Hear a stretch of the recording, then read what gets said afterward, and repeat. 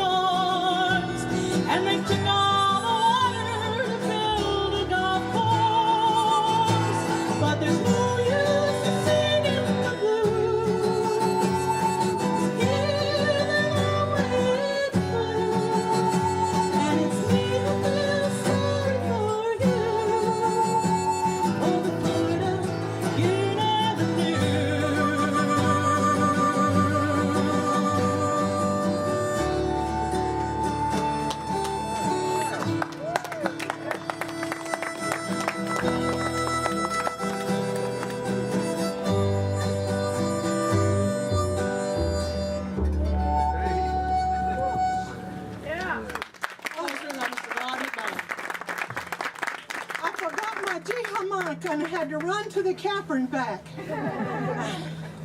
It's a wonder I could even play. This next one's that I wrote. It's about our Panhandle River that we love so much. It empties out. It's called the Apalachicola River, and it comes from up in North. Hey, Jerry!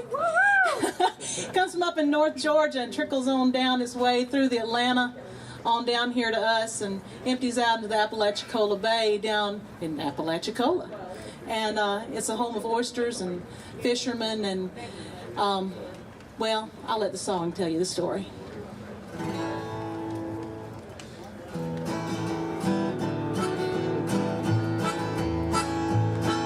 I'm an Apalachicola Bay oyster man.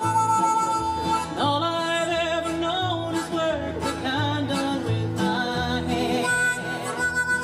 I drag a chain, drop the anchor, make a lick with the tongs. East is leaves, west is west, there's freedom in the song of hard work and a waterman's way of life. I'm an Apalachicola Bay oyster man, accustomed to our Mother Nature's winds. Hurricanes rage, floodwaters rise, but we will carry on.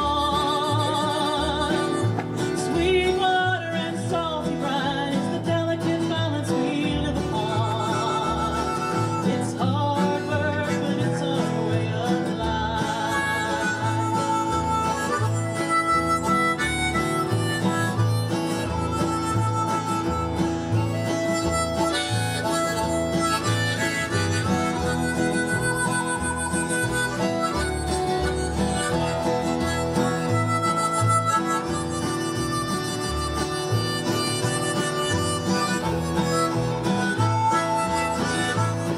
I'm an Apalachicola Bay oyster man, threatened by things I cannot change.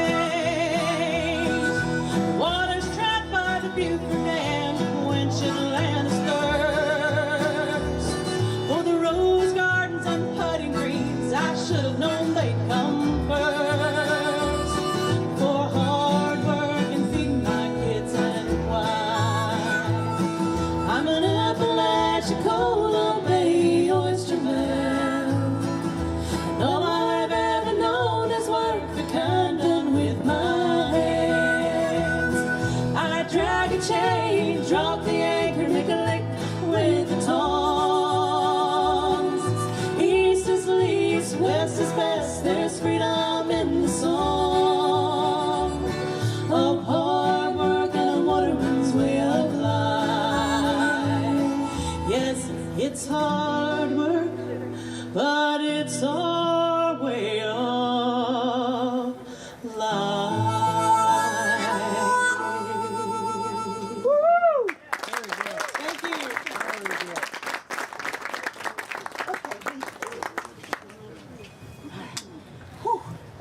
Thank you.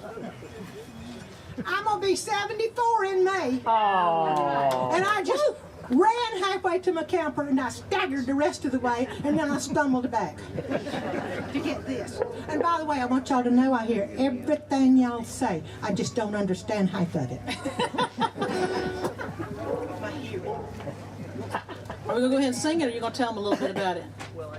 Oh, well, I guess, well, now I'm going to tell you an abridged version, and then you can buy our tape and hear the rest of the story. You know, they don't sell tapes anymore. Well, listen, I'm old. It's a CD, y'all know that. Just transfer. Okay. But anyway, when I was a young one, we used to go, we didn't have any money. Talking about rags to rags, we certainly did. But we did have some fun, and we'd camp all night where the men fished trot lines. Y'all know what a trot line is? I hear this, okay. The men would fish trot lines, and we'd sit around the camp and watch the fire flicker, and all the fireflies looked like eyes to me. But anyway, there was this lady sitting across the fire. She said, y'all ever hear about my Uncle Caps and this awful looking, hairy looking man-like thing on the banks of Chipola River? This is a true story, because that Caps was kin to my granddaughter over here. Has to be true, everything. Anyway, old Stella had long black hair, and the firelight was a flickering on her face, and she looked kind of pale. I don't say she didn't look like a witch, but it was a little scary. But anyway, her uncle went fishing down on Chipola River, not far from where we are right now. And during the night, well, it was actually late evening, he decided to go fishing, and he took his shotgun along, because you never know when dinner might jump up out the bushes. So he took his can of bait and his fishing pole, went down to the mouth of Farley Creek, and he crossed over the creek. It's just a little sandy place, and he has a fishing there. and he smelled something smelled awful. It was just awful. And so he crawled up the bank. The river was low, see, and there's cypress knees all along, and you could sit on the bank and put your feet down there on the cypress knee and put your can of worms by you and your shotgun on the other side, and you just sat. He crawled up the bank and peeped over the edge, and there was this big, awful-looking, hairy-looking thing. Said it stood up on its legs and scratched itself, and said he looked over behind him, and there was a pile of brush and a hog under the dead hog. And he slipped down and run just as hard as he can. He sneaked across the river, and there's a road that used to run right by Farley Creek, and he took off. He didn't think about his shotgun, his fishing pole, nothing. He left it right there, and he ran up there, and he said, "Fellers, there's an awful-looking thing down by the river. It looks kind of like a man, but it's got hair all over it." So they all took their shotguns, because it's close to night then. It was getting dark, and they knew it'd be dark before they got back. They shook the shotguns and their dogs, and they headed off in that direction. And he was just a shivering and a shaking. He said, "Oh, you just a scaredy cat. It was probably a bear." He said, "I know what a bear looks like." Anyway, they had flambeaux type thing, lighter knots with rags wrapped around them, kerosene, those, and they went down there because they didn't have flashlights. We talking about 19 in the teens. Anyway, they got down there and they couldn't find nothing, but the hog was still there where the dog struck the scent. And they took tearing off. Now back then the woods was thick and there was devil's walking sticks. You know what a devil's walking? Nah, she does know what a devil's walking is. Cut you to pieces, brambles and everything. Anyway, they went tearing out and come to a tie-dye swamp, and the dog went in there and they heard them. Said the dogs sounded like they were screaming, some of them. And one old puppy crawled out with his guts hanging. And he man picked him up and he said, "I'll get that thing and I'll take care of you." You know, people love their dogs now. And they went back, they come back the next day and never found a scent. They kind of put the dogs on a trail, but you know, there's so many sloughs and ponds and waters along Chipola River until they lost his scent. He was never seen again. Well, they saw him up in Vernon not long ago, didn't they? Yeah, back in the 1980s, they saw something like that. And I remember, Joan was telling this story one day, sitting around, and I said, "Well, Joan, I remember reading something about that in the paper where they saw something like that up at Vernon, and they called it a skunk ape, or a skunk man, and because it smells so horrible." And she was telling me the story, I thought, and then a few years later, I heard somebody down at Wakulla had seen one. And y'all, how many of y'all have heard the stories of people who have seen them? Yeah. So I was thinking about this one day going to the library. I work at the library there in Bluntstown. And so I was thinking about this, and I was listening to some Etta James. Y'all know who that is, right? All right, so I was listening to some Etta James, and of course she was lamenting how hard it is to find a good man out there. And, you know, I got to thinking, if it's that hard for us human women to find a good man, can you imagine how hard it must be for a skunk woman? I mean, they're elusive anyway. So I got to thinking about that, and I was thinking on it, and so I wrote this little song. It's just something a little fun.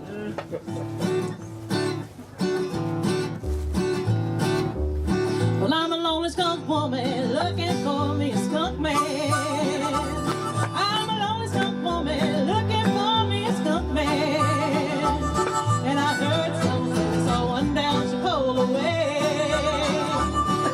It's a long rough road traveling from slough to slough. It's a long rough road traveling from slough to slough. But what else is a 6'7" hairy woman to do? Woo! Yeah, I'm a lonely skunk woman looking for me a skunk man. I'm a lonely skunk woman looking for me a skunk man. And I heard someone say they saw one down my way. Saw him on the internet.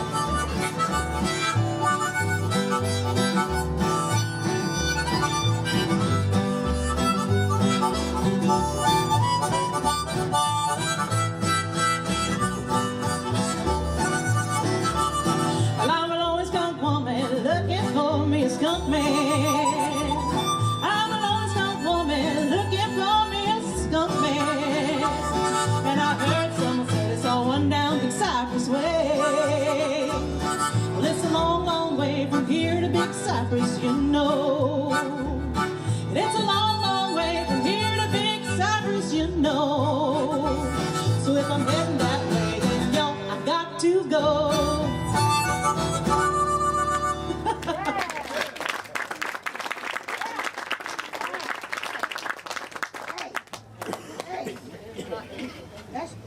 Oh, I knew about doing that. When I was a little girl, I always skipped it. my daddy used to always sing this song around the house, and my little brother and I, we'd sing this song, and now I've taught it to my youngins, and most of y'all know who John Prine is, right? All right, this is my absolute favorite John Prine song. You ready, Joan?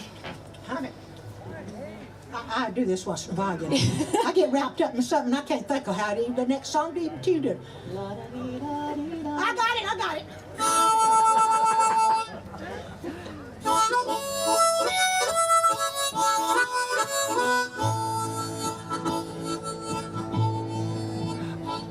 When I was a child, my family would travel down to western Kentucky where my parents were born. There's a backwards old town that's often remembered so many times that my memories are worn. Sometimes we travel right down the Green River to the abandoned old prison of Baidry Hill, where the air smelled like snakes and we'd shoot with our pistols, but empty pop bottles was all we could kill. Oh, Daddy, won't you take me back to Muhlenberg County, down by the Green River where paradise lay. I'm sorry, my child, but you're too late in asking. Mr. Peabody's coal train done hauled it away.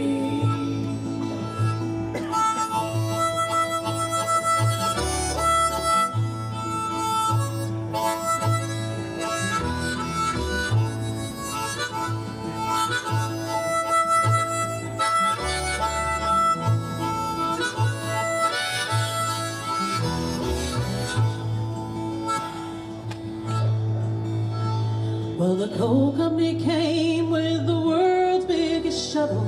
They tortured the timber and stripped all the land. They dug for their coal till the ground was forsaken and wrote it all down as the progress of man. You know what? My brother told me he lived in Hallsville, Kentucky, and you couldn't drink the water, y'all. You know why? Strip mining. They washed the coal for some reason, and it turns the creeks orange, and it turned the water poison. So you had to, if you lived in the country, you had to have a cistern, or you get it from the county. Now, I talked to Jesse McReynolds. Y'all remember Jim and Jesse? Okay. And he said that it happened in where he lived, and all of his family was mad at him because he wouldn't sign for them to dig the coal. And he said they dug it all around, and in my mind I could see the devastation, and I could see his old 2-story farmhouse he talked about sitting on a cliff with just devastation all around. When I die, let my ashes flow down the Green River, let my soul roll on up past the Rochester Dam. I'll be halfway to heaven with paradise waiting, just 5 miles away from wherever I am. Oh, Daddy, won't you take me back to Muhlenberg County, down by the Green River where paradise lay. I'm sorry, my child, but you're too late in asking. Mr. Peabody's coal train done hauled it away. Mr. Peabody's coal train done hauled it away.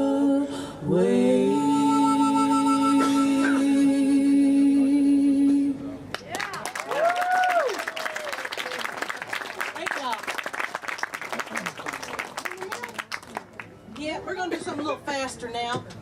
Joan's going to grab her banjo, because you know, after a song like that, you got to have something that makes you smile.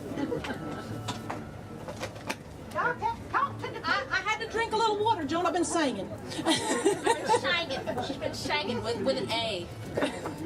My husband asked me one day, he said, we were driving down the interstate, we were seeing all these people with all the personalized license plates. And I told him, I said, he's asked me, he said, well, if you were to get a personalized license plate, what would you get? Or actually he asked me, what should I get? He asked himself, and his name's Luke, and I said, well, it should be Cool Hand, because he's a massage therapist. And his name is Luke.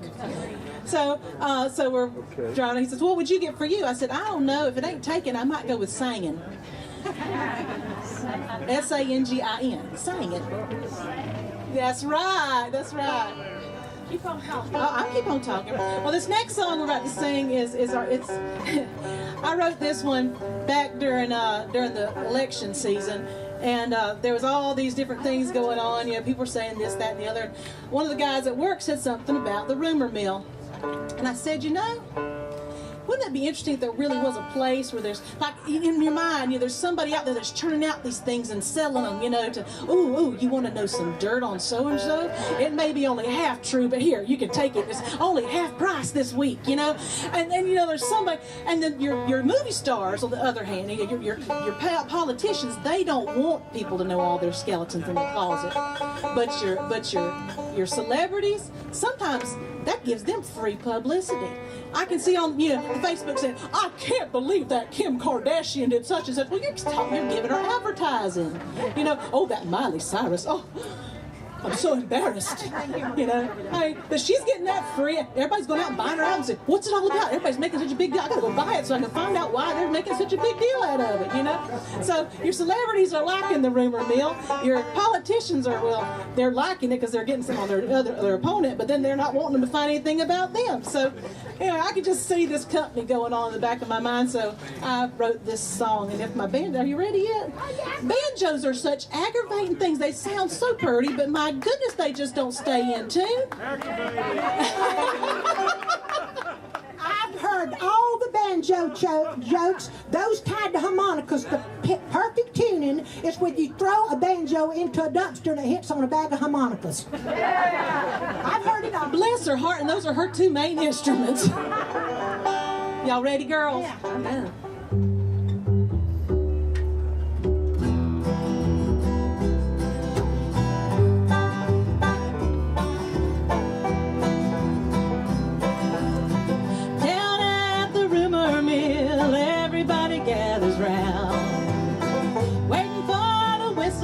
So they can spread that gossip around. Got back fence, dirty laundry, whispering on the wire. Scandalous insinuations with just enough truth to fuel the fire. So they can churn it up and dish it out. Spread it on thick, it's what everybody's talking about.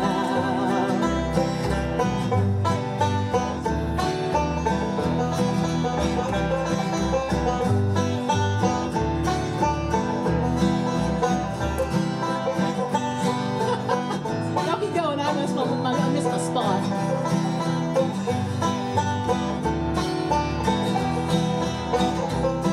Don't settle for secondhand scuttlebutt. They got grade A gossip to go. Salacious slander fill the ears wrapped up and tied with a bow. So when they churn it up and dish it out, spread it on thick, it's what everybody's talking about.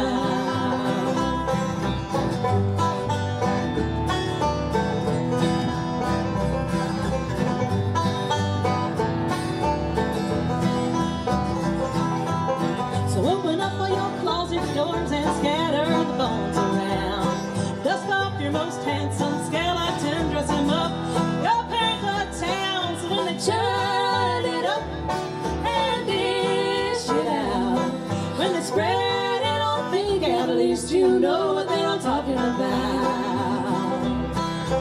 Churn it up and dish it out, spread it on thick, it's what everybody's talking about. It's what everybody's talking about.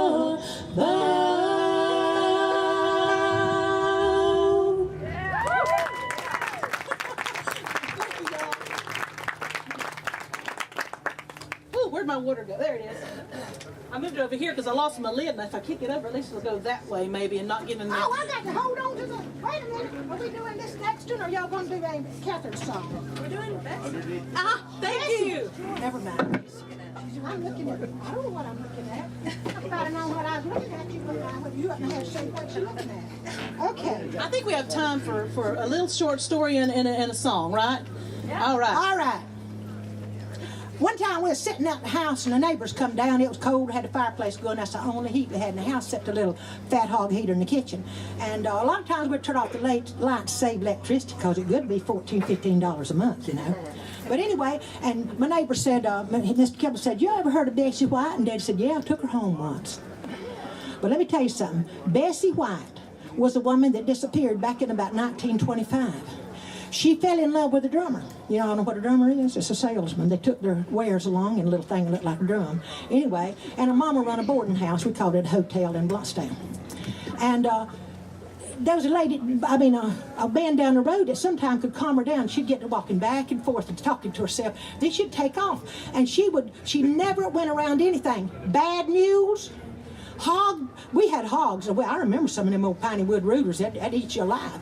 But anyway, they never messed with her. She'd scream during the night, and Dad said he woke up one time, chills all over me, he heard it again. And the lady he was staying with, he was an orphan, said, that's all right, boys, she said. It's just Bessie, go back to sleep. Well, one day Bessie got to walking, and they said, go get Mr. Spivey and see if he can talk her into staying at home. So there was a railroad track went right down by the old White Hotel, and part of it is still there. But anyway, in Bluntstown, she took off down a railroad track, and Mr. Spivey come along behind her, and he had on a hat, you know, and he said, Bessie, come back, your mama's word. Bessie, come back. Well, they got over the trestle. That's a trestle for y'all that don't know. They got over the trestle, and he put his hand on her shoulder. Well, she had never hurt or touched anybody.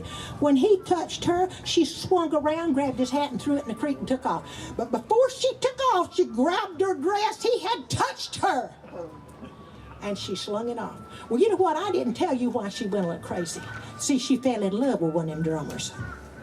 And my daddy said that her mama, she got mail from him, but her mama stopped it at the post office. And she kind of went, I guess, unrequited love crazy. But anyway, she took off. And later on, she was walking down what's now Highway 71, and there's another name for that place. It's we call it Flake Durham Place. Big old live oak trees where the limbs come out just about touching the ground. You know, the limbs will be this big. Well, it's still there. And here come Henry Boggs coming down the street. And he was in a buggy. And here she was naked, but a little lace collar around her neck. And he said, Bessie, if you'll get in the buggy, I will take you home. People did that all the time. They'd get her on the back of their mule or horse or in a wagon, or, well, he had a buggy. Well, rather than driving down Angle Street, which cuts off right down to her mama's boarding house or hotel, he went right through the middle of the town, right where one of our two traffic lights are, still there. And of course, everybody went out and they gaped and carried on, and it was just awful, the naked woman. But she was set up there like a perfect lady, just, how do you do? When he took her home. Well, her sisters was horribly embarrassed. She was never seen again after a next trip or two that she took.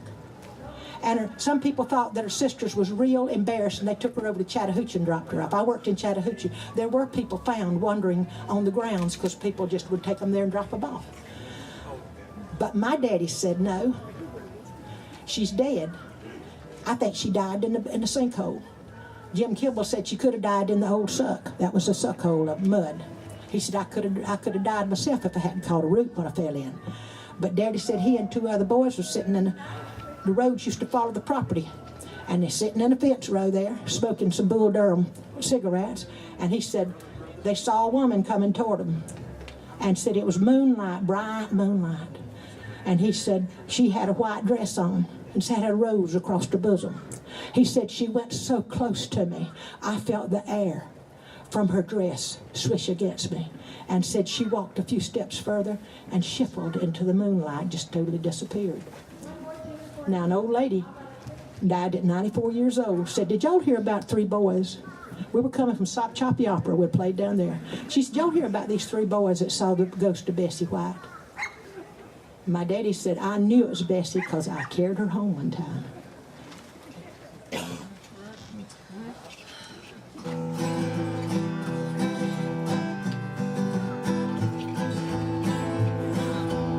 Once there was a lady like a princess in a tale. She lived down by the creek in a fancy white hotel. It was there she met a traveling man and gave her heart away, thinking he was her Prince Charming and would be with her always.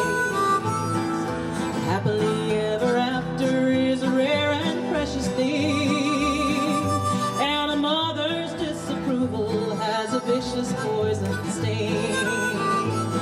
The fruit upon the tree may look pure, ripe, and sweet, but its inner core is tainted with distrust and suffering. Now she clings so tightly to her shattered fairy tale and seeks the happy ending she believed would never fail. With a broken heart and a shattered mind, she wanders through the wiregrass and the pines. Hear her cry sends a shiver down your spine as she mourns for the love she thought she'd find once upon a time.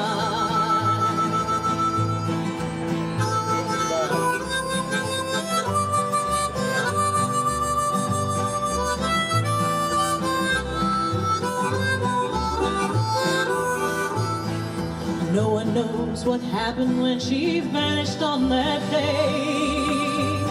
She often took to wandering, but she'd never stayed away. Some folks think she finally found the one that she loved most, but Papa knows she lost her life, for he has seen her go. And she still clings so tightly to her shattered fairy tale and seeks the happy ending she believed would never fail. With a broken heart and a shattered mind, she wanders through the wiregrass and the pines. Hear her cry sends a shiver down your spine as she mourns for the love she thought she'd find once upon a time. Once upon a time. Once upon a time.